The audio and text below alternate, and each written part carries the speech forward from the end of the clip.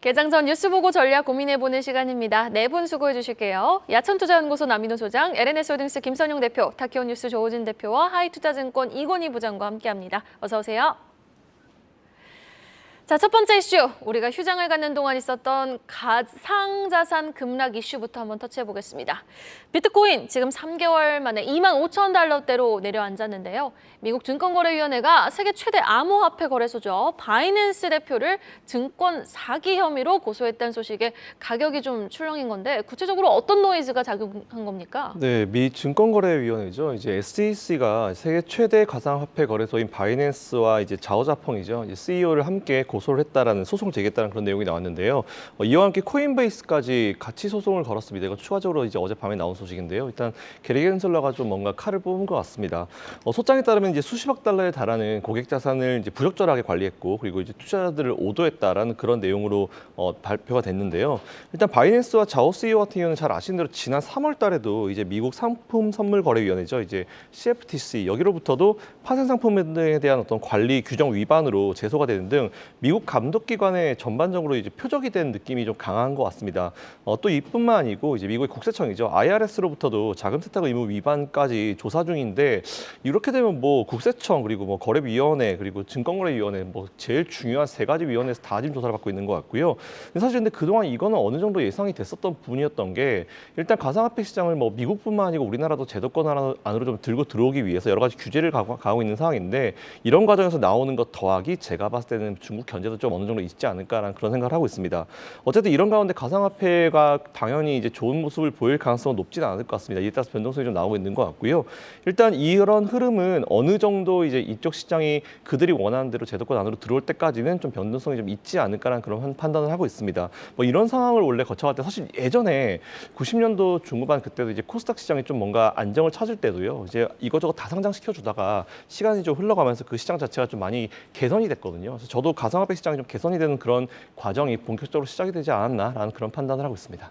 네, 일단 개선의 과정 속에 있는 한 부분이다라고 정리해 주셨습니다. 일단 SEC의 발표 이후 24시간 동안 바이낸스의 출금 규모는 16억 달러 이상에 달하며 급증했고요. 지금 SEC 규제 화살이 세계 최대 거래소죠. 암호화폐 거래소로 향하면서 암호화폐에 대한 규제 조치가 지금 얼마나 광범위한 영향을 미치는지 잘 보여준 사례가 아닐까 싶습니다.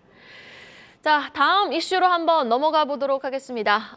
연휴 사이 나온 반도체 이슈 점검해보죠. 지금 3나노 공정 이야기 나온 게 엊그제 같은데요. 벌써 2나노 공정이랍니다. 대만의 TSMC가 2나노 공정 제품의 시범 생산 준비에 착수를 했다고요? 네, 맞습니다. 근데 이게 사실 2나노 간다 해가지고 바로 2나노 뽑을 수 있는 것도 아니고요. 말 그대로 이제 시험 생산이니까 일단 이걸 먼저 말씀을 드리고 설명드리도록 하겠습니다. 세계 최대 파운드 업체죠. 이제 TSMC가 올해 2나노의 시범 생산 준비에 착수한다라는 그런 내용을 발표했는데요. 이와 함께 프랑스가 자국에 설립하는 반도체 기업에 대해서 외국 반도체 기업에 대해서 우리 돈으로 한 4조 정도를 지원한다는 소식 두 가지 같이 한번 다뤄보도록 하겠습니다. 일단 TSMC 얘기를 한번 해보면은 이거를 발표한 그 매체 대만의 매체인데요. 대만의 매체에 따르면은 어쨌든 TSMC 대만 기업이죠.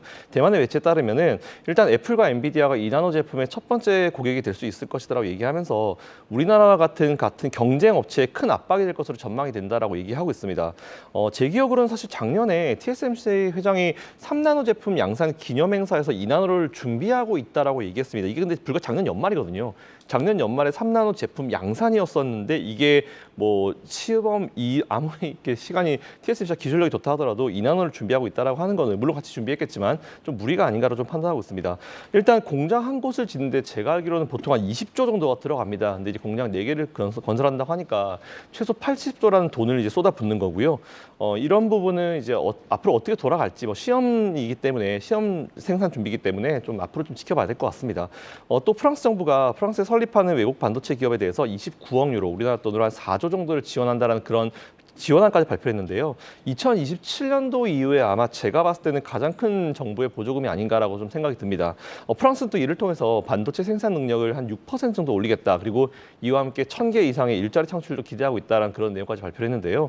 또한 EU가 공개한 반도체법을 통해서 이제 점유율을 기존의 9%에서 2030년까지 20%까지 올리겠다라는 목표를 가지고 있긴 합니다. 근데 뭐 나머지 점유율을 가지고 있는 국가들이나 기업들도 절대 놀고 있지 않을 거기 때문에 때문에 일단 이런 부분을 앞으로 지원금을 얼마나 많이 주냐에 따라서 이제 그쪽으로 공장 짓는 빈도가 좀 올라가겠죠. 그러려면 좀 다양한 것들이 많이 필요하기 때문에 일단 이런 목표를 가지고 있다 정도만 체크하시면 될 문제인 것 같고요. 뭐 당연히 이제 TSMC 같은 기업들이 이렇게 세게 나오면 삼성 같은 기업들이 심리적으로 압박을 받을 수 있겠지만 삼성이나 아니면 나머지 기업들 뭐 SK 하이닉스도 놀고 있지는 않습니다. 이에 따라서 한번 앞으로 진행되는 이런 것들 보시고 제일 중요한 건 어쨌든지 간에 수요일이기 때문에 수요일을 잘 지키는지 한번 지켜보시고 투자를 이어가보시면 좋을 것 같습니다.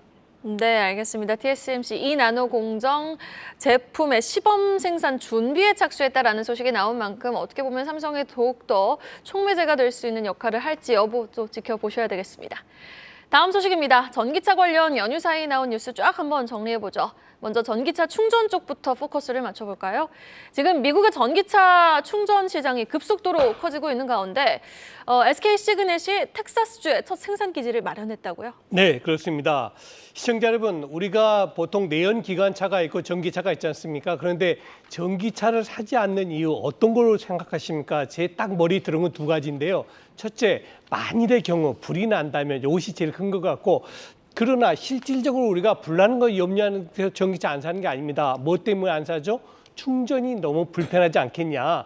우리가 그 내연기관차를 말하면 주유소가 없다면 내연기관차 못 움직이지 않습니까? 똑같은 논리로 충전기 시장 한번 점검해 보겠습니다.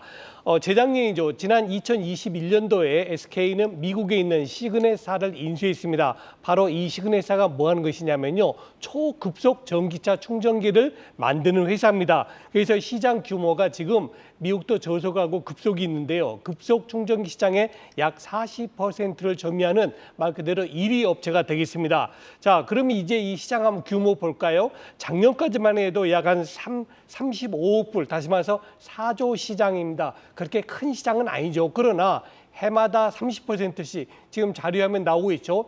해마다 시장 규모가 커지고 있습니다. 다시 말해서 이제는 전기차를 운전하시는 분들도 충전하는데 불편이 없게 만드는 겁니다. 그래서 SK 시그널에서 미국 최초로 400kW를 연 10,000대 만들 수 있는 그 규모로 공장을 신설하고 있는데요. 이게 어느 정도냐면요. 약 15분 안에 전기차의 약 80%를 충전할 수 있다 그럽니다. 결론적으로 말씀드리면은 이제 전기차 배터리에 이어서 다음 단계는 어디죠? 바로 충전기 시장이 화랑이 될 것 같은데 거기에 가장 선두에 나서고 있다. 이렇게 정리하겠습니다. 네, 알겠습니다. 충전 소식 외에도 지금 국내 연구진이 꿈의 배터리라 불리는 전고체 전지 공정법을 개발하는 등 전고체 소식, 또 중국 리튬 가격 급등 소식이 연이어서 연휴에 나왔거든요. 하나씩 좀 정리 부탁드리겠습니다. 이건희 부장님.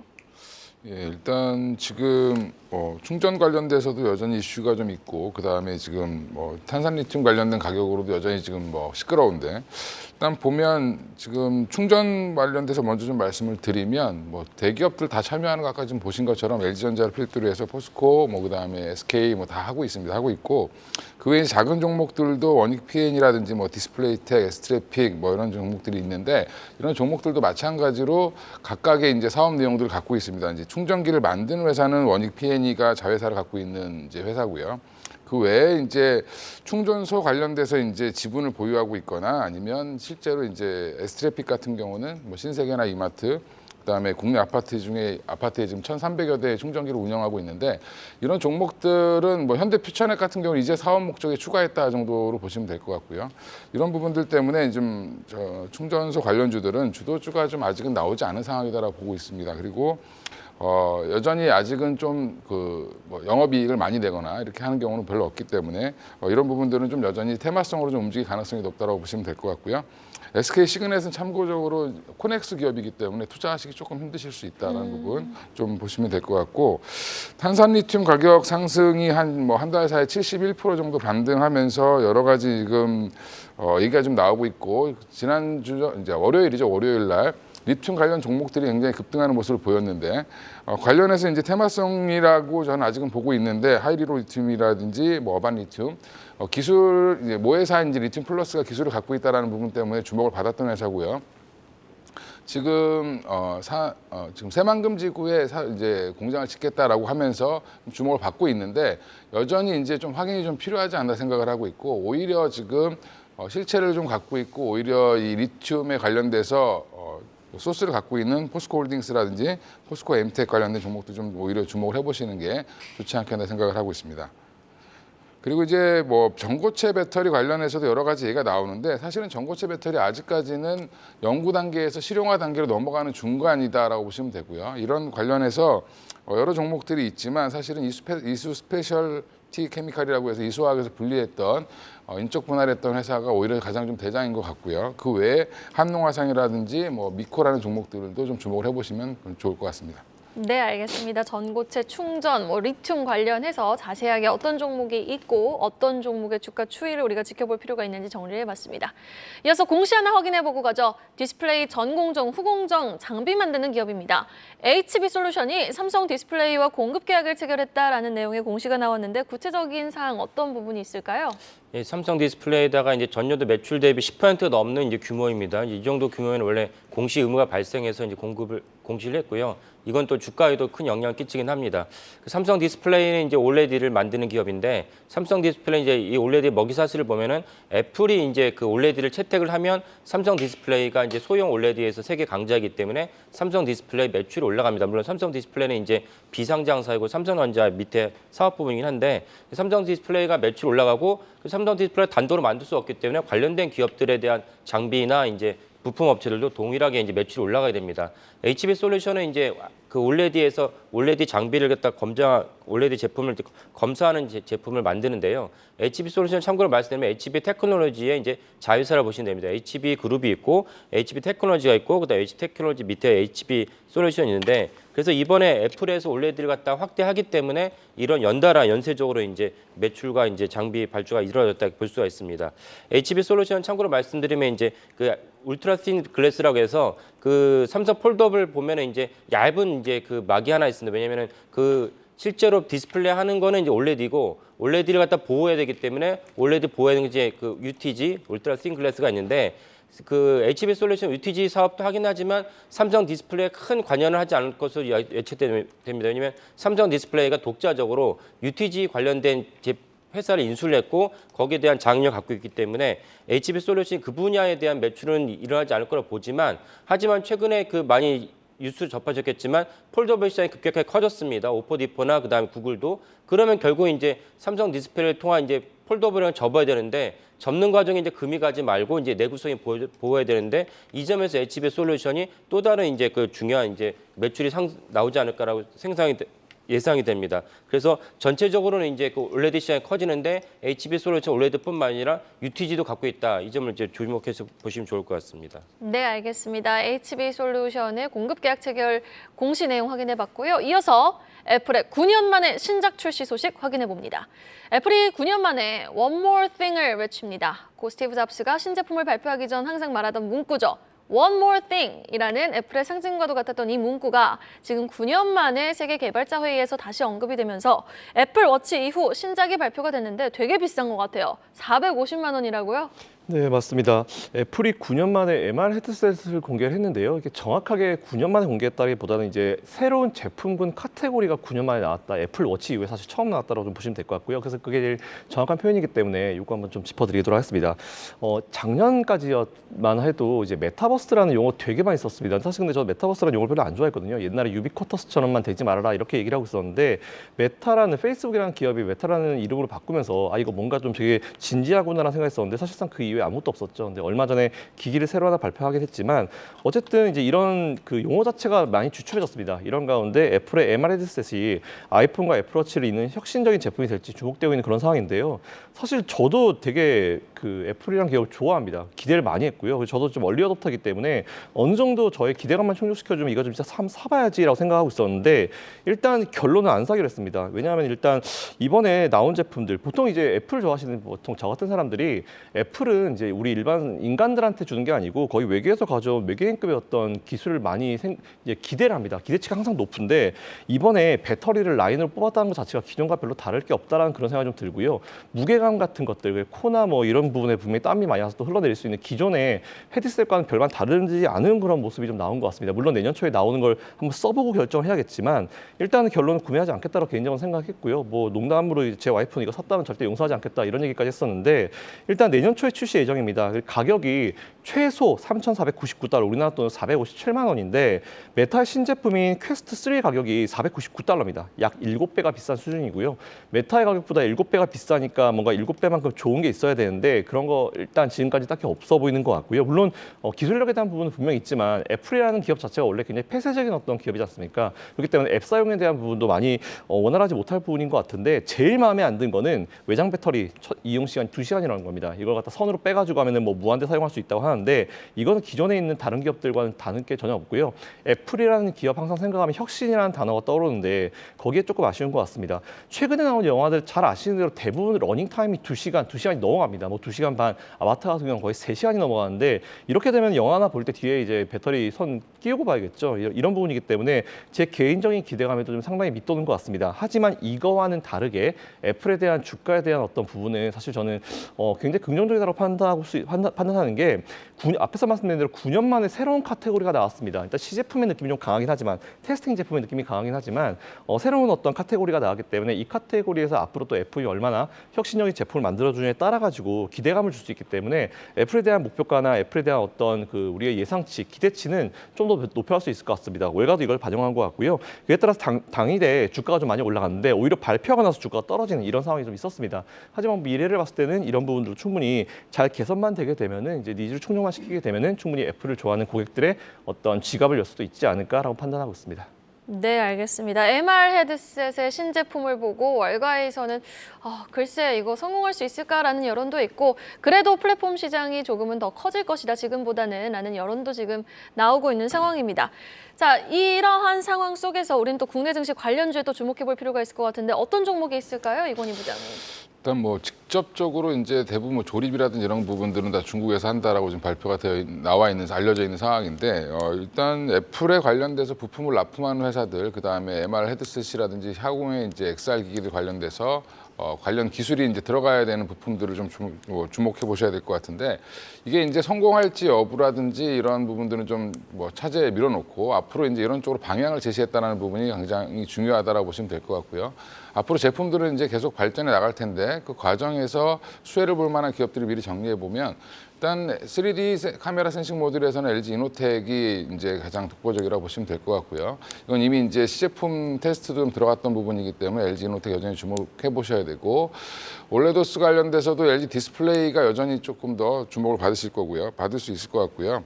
그다음에 이 안에 들어가려면 사실은 이제 FPCB가 들어가야 되는 상황인데 관련해서 뭐 BH라든지 PI 첨단 소재, 인터플렉스 이런 종목도 보시면 되고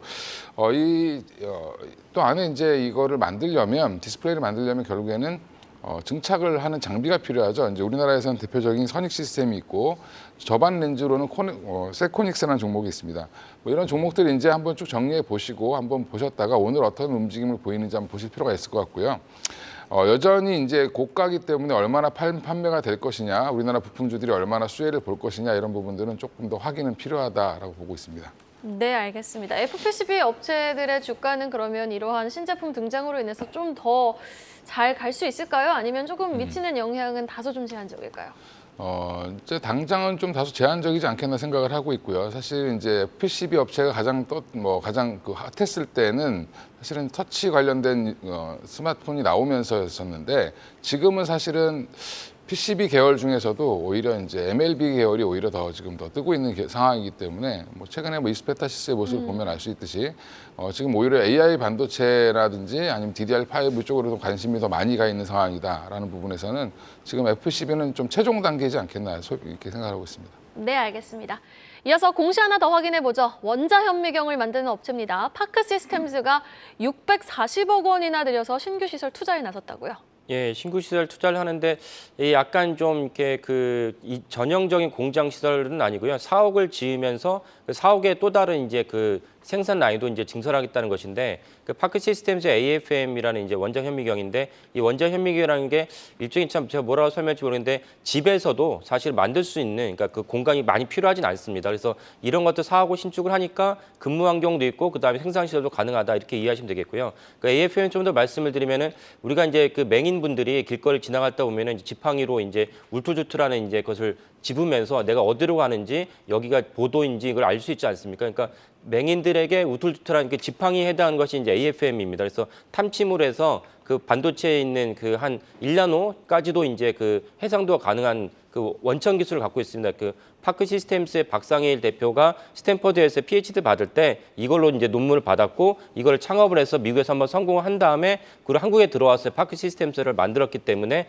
한번 또 창업을 해서 거기서 생긴 자금이 있었고 이런 맥락으로 해서 15년도에 상장을 한 다음에 작년에 최초로 1,000억 매출을 돌파했습니다. 그래서 처음에는 이제 반도체가 10나노 정도 있을 때는 AFM이 있으면 좋다라는 정도였는데 지금 뭐 오늘도 화두에 많이 나왔지만 2나노, 3나노 내려가니까 그리고 반도체 기업들은 연구하는 차원에서는 뭐 1나노 이하 옹스트롬이라는데 거기까지도 지금 연구를 하고 있습니다. 그러면 연구에 필요한 장비 중에 하나가 AFM이기 때문에 파크 시스템스가 원천 기술을 갖고 있기 때문에 여기에 대해서 매출이 1,000억을 돌파하고 올해도 이제 1,200억 정도, 1,400까지 예상을 하고 있습니다. 또 하나 주목할 점은 파크 시스템스가 원래 상저하고의 이제 매출 구조를 보이는데 올해 1분기와 2분기에 들어서는 상저하고의 구조를 깨면서 그 1분기에도 이제 전년 대비 매출이 아주 좋았습니다. 이 말은 아까 말씀드린 이제 1,000억에서 넘어 1,200억까지도 이제 충분히 돌파할 수 있지 않을까라고 생각을 하고 있습니다. 파크 시스템스가 이제 이런 1분기에도 매출이 좋았다는 것은 우리가 다 주지하다시피 반도체 경기가 좀 안 좋았음에도 불구하고 1분기에 매출이 좋았다는 것은 이것이 전체적으로 파크 시스템스 말고는 대안이 없기 때문에 반도체 생산 라인은 좀 멈출지라도 파크 시스템스 AFM을 필요로 한다 이렇게도 볼 수가 있다는 이제 반증이라고 볼 수 있겠습니다. 네, 알겠습니다. 다음 소식 넘어가 보겠습니다. 지금 코로나 사태가 일단락되면서 리오프닝주에 대한 기대가 커졌던 가운데 주가 측면에서는 항공주는 약세, 여행주는 반등 흐름을 보이면서 상반된 모습이거든요. 구체적인 이유가 있을까요? 네, 참 아이러니합니다. 우리가 보통 여행을 생각하면 제일 먼저 떠오르는 게 어느 국가 갈 것이냐, 그다음엔 어떤 비행기 탈 것이냐 아닙니까? 그런데 최근 들어서 시장이 약간 반대 방향에 나오고 있는데요. 여행주는 그나마 상당히 선방하고 있는 반면에 항공주들의 주가는 오히려 마이너스를 보이고 있습니다. 최근 한 달 동안 종합주가 지수가 약 5% 정도 올랐는데요. 여행주는 5% 이상 상승한 그런 종목들이 많습니다. 지금 자료에 한번 좀만 확대해 주시죠. 모두 투어가 4%, 노란풍선 6% 올랐지 않습니까? 이건 종합주가 지수가 더 좋은 수익률이고요. 반대로 대한항공이라든가 아시아나라든가 진에어 같은 경우는 오히려 마이너스 수익을 냈습니다. 그 이유는 크게 두 가지 꼽고 있는데요. 첫 번째, 여행객이 늘어난 만큼 오히려 화물 운송량이 줄었다는 겁니다. 아무래도 항공사 입장에서는 여행객이나 화물 운송이나 같은 개념 아니겠습니까? 그 영향이 첫 번째고요. 다음 두 번째는 LCC, 즉 저비용 항공사들이 1분기 실적이 워낙 좋게 나오니까 그럼 2분기도 좋아지지 않겠어? 하는 기대감이 너무 큰 것 아닌가 하는 그런 분석도 나오고 있습니다. 자, 그러나 너무 염려할 건 아닌 것 같습니다. 이제 본격적으로 3분기 들어가면 8, 9월 달 들어가면은 이제 해외 여행이 다시 본격화될 것이고요. 그에 따라서 패키지 여행을 주로 하는 중장년층의 여행객이 늘어날 가능성이 큽니다. 이러면 여행주에 이어서 항공주들도 주가 반등을 기대해 볼 수 있겠습니다. 네, 알겠습니다. 자, 이러한 상황 속에서 항공주와 여행주 매매 전략 잘 가져가 보고 싶은데 어떻게 보세요, 이건희 부장님? 최근에 항공주 모습을 보면 사실은 좀 비행기 이용하시는 분들이 많아진 것 같은데 생각보다 항공주가 좀 안 좋은 모습을 보이고 있는데 그러면 거꾸로 생각해 보면 그 전에 이용을 많이 안 했을 때 이용할 거라는 기대감으로 주가는 좀 먼저 올랐다라고 보시면 될 것 같고요. 지금 1분기 실적은 괜찮았는데 2분기 실적은 둔화될 가능성이 높다라고 좀 보고 있는 상황이어서 지금 그래서 여행주보다는 항공주가 좀 약세를 보이는 과정은 뭐 2분기가 전통적으로 좀 비수기라고 좀 보시면 될 것 같고요. 3분기, 4분기 이후에 이제 지나가면서 이제 실적으로 다시 한번 어느 정도 실적이 나온다라는 예상이 나오기 시작해야 항공주는 좀 돌아설 걸로 예상을 하고 있습니다. 특히 이제 대한항공 같은 경우는 오히려 지금 아시아나 합병 관련된 게 이슈가 좀 약간 좀 브레이크되어 있고 지금 어떻게 보면 확실하지 않기 때문에 관련해서 좀 문제가 되고 있다고 보시면 되고요. 여행사들은 여전히 이제 지금 중장년층 중심으로 해서 패키지 여행이 회복되는 가운데 있기 때문에 오히려 좀 따로 움직일 수 있다라고 보시면 되고, 그래서 하나투어, 그다음에 참 좋은 여행, 모두투어 세 종목 정도 보시면 될 것 같습니다. 네, 알겠습니다. 전력에 대한 이야기로 마무리 지어보죠. 상반기는 2차 전지와 반도체 중심의 순환매였다면 하반기에는 어떤 섹터로 자금이 쏠릴까? 하반기 주도 섹터에 대한 관심도가 높아지는 가운데 지금 시장에서는 어떤 이야기가 나오고 있습니까? 네. 2023년도 상반기는 말 그대로 2차 전지와 반도체의 투탑 그런 시장이었다고 볼 수 있겠죠. 형님 먼저 아우 먼저 하면서 1분기에는 2차 전지가 좋았고요. 또 2분기 들어와서는 이제 반도체가 다시 새롭게 강좌로 부각되면서 우리 전체 시장을 이끌어왔습니다. 그러나 올 하반기에는 계속 반도체하고 2차 전지만 갈 수는 없겠죠. 그래서 틈새 시장 혹은 새로운 순환매 업종에서는 다음 같은 업종이 부각되고 있는데요. 가장 부각되는 게 엔터테인먼트 쪽입니다. 여러분 아시는 것처럼 하이브라든가 SM이라든가 JYP라든가 여러 엔터테인먼트의 뉴 뮤지션들이 계속 나오고 있고 또 음반이 그렇게 많이 팔리고 있답니다. 그만큼 수익이 좋아지겠죠. 다음은 식품주입니다. 이제 한국인의 입맛에 맞는 라면 전 세계 입을 전부 다 장악하고 있습니다. 특히 농심 같은 경우는 50% 이상 해외 부분의 매출이 일어나면서 추가적인 상승도 기대했고요. 마지막은 의료기구입니다. 다시 말해서 중국이라든가 이런 쪽에 임플란트라든가 의료기기 등이 수출이 매우 잘 되고 있다고 합니다. 다만 한 가지 조금 조심할 것은 아무리 이런 업종들도 주가 상승이 많이 올라간 것은 쫓아 사는 것보다는 기다린 이후에 조정 때 사는 것이 좋은 전략이라는 말씀 드리겠습니다.